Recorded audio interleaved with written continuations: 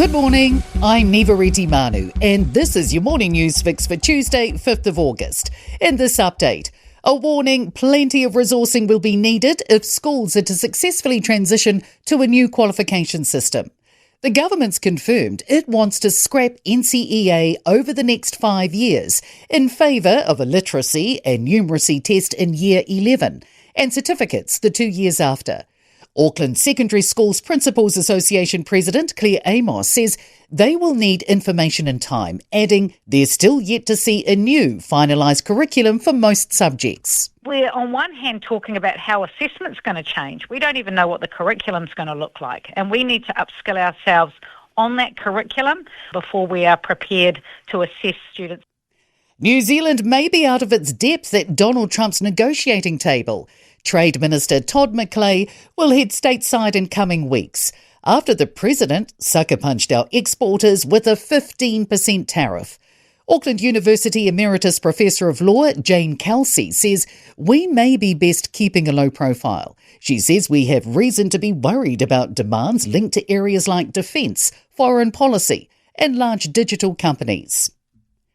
Big players in the energy space are putting forward a new 10-year deal they say will secure supply at Huntly Power Station. Genesis, Mercury, Meridian and Contact have agreed to co-invest in a strategic energy reserve, pending Commerce Commission approval. It includes adding up to 600,000 tonnes of coal to current stocks. Genesis Chief Executive Malcolm John says Huntly's 3 Rankine units can burn up to 10,000 tonnes a day. We came very close to running out of coal last winter, and so the 600,000 tonne reserve just means that won't happen again in the future. The Ministry of Business, Innovation and Employment is working its way through a backlog of delays for its employment mediation services. The average wait time for a mediation date offer to settle disputes between employers and employees is currently almost 7 weeks, down from 11 in February. MB says the actual date depends on how quickly parties agree on a suitable time. MB says it's prioritising urgent cases like industrial disputes and has temporary resources in place to boost capacity. The Reserve Bank surveying New Zealanders again to understand how people are using cash. The survey asks how people prefer to pay for things and how often people use cash and withdraw it.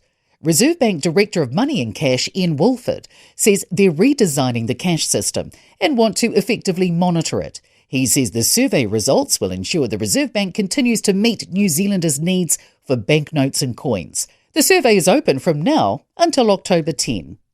In sport, India have beaten England by 6 runs in a thrilling conclusion to the 5th and final cricket test at the Oval in London to take a 2-all series draw.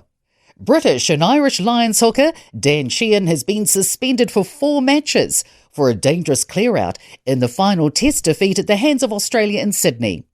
Novak Djokovic has withdrawn from the Cincinnati Tennis Open for a 2nd straight year.